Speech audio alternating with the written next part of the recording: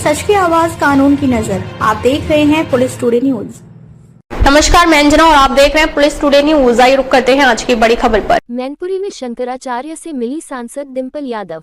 Report Amit Kaushik. गौ माता रक्षा तीर्थ यात्रा के तहत शंकराचार्य अविमुक्तेश्वरानंद बुधवार को मैनपुरी पहुंचे। इस दौरान सपा सांसद डिंपल यादव ने उनसे मुलाकात कर आशीर्वाद लिया और सपा अध्यक्ष अखिलेश यादव का संदेश सौंपा। डिंपल यादव ने कहा कि अखिलेश यादव ने कन्नौज में यात्रा के दौरान हुई असुविधा पर खेद व्यक्त किया है तथा समाजवादी पार्टी पूरी तरह शंकराचार्य के अभियान के साथ खड़ी है। मीडिया से बातचीत में शंकराचार्य अविमुक्तेश्वरानंद ने कानून व्यवस्था, भाजपा के हिंदुत्व और राजनीतिक मुद्दों पर तीखी टिप्पणी की। उन्होंने कहा कि देश में कानून व्यवस्था चिंताजनक है और भाजपा का हिंदुत्व अब लोगों के सामने उजागर हो चुका है। योगी आदित्यनाथ के जन्मदिन को लेकर भी उन्होंने सवाल उठाए और भारतीय परंपराओं के अनुसार जन्मतिथि मनाने की बात कही। वहीं प्रधानमंत्री नरेंद्र मोदी के कार्यकाल पर टिप्पणी करते हुए उन्होंने कहा कि किसी नेता की उपलब्धि केवल लंबे समय तक पद पर बने रहने से नहीं, बल्कि उसके कार्यों और उपलब्धियों से तय होती है। होने के बाद मतदाताओं से उम्मीद रखते हुए मतदाताओं से संवाद के लिए ये यात्रा हमने आयोजित की है। सभी विधानसभा क्षेत्रों में जाने का लक्ष्य है। 150 से अधिक विधानसभा क्षेत्रों में होते हुए हम आज मैनपुरी विधानसभा क्षेत्र में आए।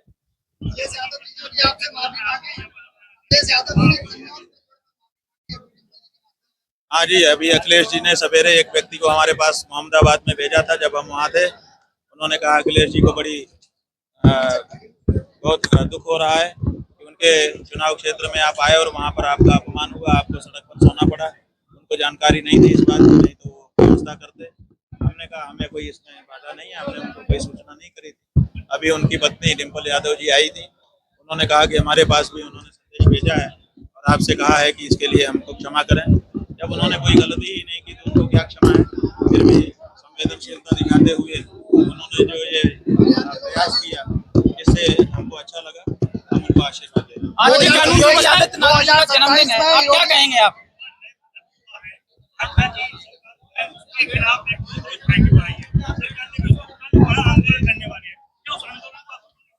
ऐसा है कि कांग्रेस पार्टी जो है वो वर्तमान सरकार की नाकामी का सर्टिफिकेट है।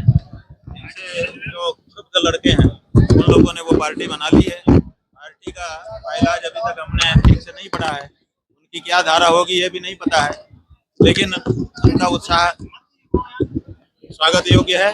और हम चाहेंगे कि अगर कोई ऐसी पार्टी अस्तित्व में आ गई है और युवाओं ने उसमें अपना योगदान सुनिश्चित कर दिया है तो उनको बुजुर्गों से मार्गदर्शन लेकर के सही रास्ता अपनाना चाहिए, ताकि लंबे समय का घोड़ा वो सिद्ध हो सके। आज मुख्यमंत्री क्या कहेंगे? आप मुख्यमंत्री योगी आदित्यनाथ जी का आज जन्मदिन है, क्या कहेंगे? जन्मदिन है कि बर्थडे? पहले ये पूछो कि उनको भारत की तिथि याद भी है कि अंग्रेजों के अनुसार अंग्रेजी तिथि में बर्थडे मना रहे हैं, सेलिब्रेट कर रहे हैं। उनकी माँ अंग्रेज थी कि उनके बाप अंग्रेज थे? आखिर बर्थडे किस आधार पे मना रहे हैं? वो जन्मतिथि मनानी चाहिए भारत के लोगों को, अभिषेक करके साधु महात्माओं को। अगर वो सामान्य नेता होते तब भी हम एक बार छोड़ देते, लेकिन बर्थडे मनाना ये कहाँ का नियम है? ये विदेशी संस्कृति को प्रोत्साहन देना है। वो किस आधार पर ये सब कर रहे हैं?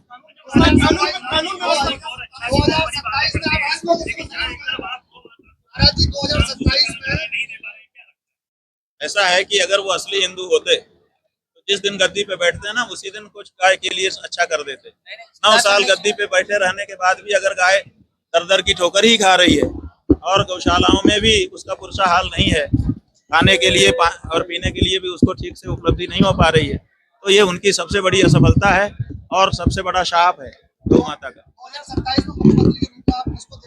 बात यह है कि 2027 में मुख्यमंत्री के रूप में हम किसी ऐसे व्यक्ति को देखना चाहेंगे जो कम से कम गाय को बिना किसी हिचक के माता कह सके और गौ माता को प्रसन्न कर सके और गौ माता के साथ साथ प्रदेश की जनता को सुखी कर सके। आपकी यात्रा के दौरान अभी कोई ऐसा नेता दिखा आपको जो? हमारी यात्रा के दौरान हमारी यात्रा अभी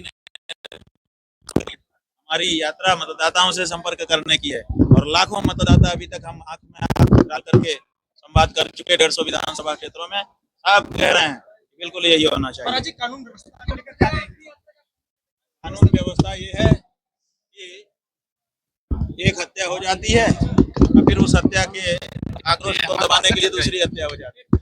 ये कानून की इस समय स्थिति चल रही है। विपक्ष कह रहा है कि आपकी यात्रा को विपक्ष खंडित कर रहा है, बीजेपी कह रही है बात यह है कि यही सवाल जवाब इस समय हमसे पूछ रहे हैं।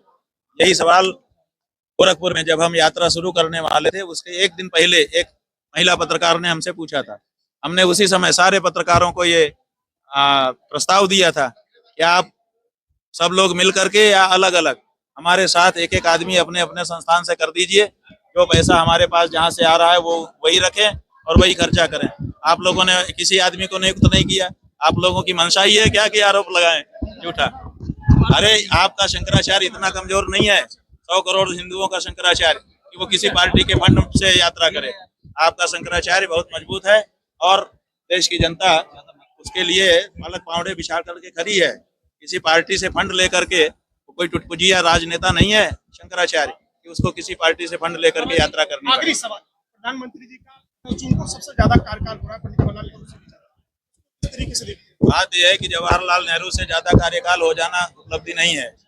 जवाहरलाल नेहरू की जितनी उपलब्धियां हैं उन उपलब्धियों से ज्यादा उपलब्धि हो जाना उपलब्धि है। आप केवल दिन गिनोगे, कई ऐसे लोग हैं जो बहुत लंबे जीते हैं।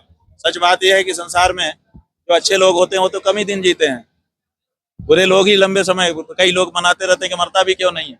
तो इसका मतलब ये थोड़े है कि ज्यादा दिन जीने वाला ही सबसे सही होता है। इसलिए ज्यादा दिन राज कर लेना अलग बात है और ज्यादा उपलब्धियां उनके कार्यकाल की हो जाएं वो अलग बात है। नेहरू अपनी उपलब्धियों के कारण याद किए जाएंगे।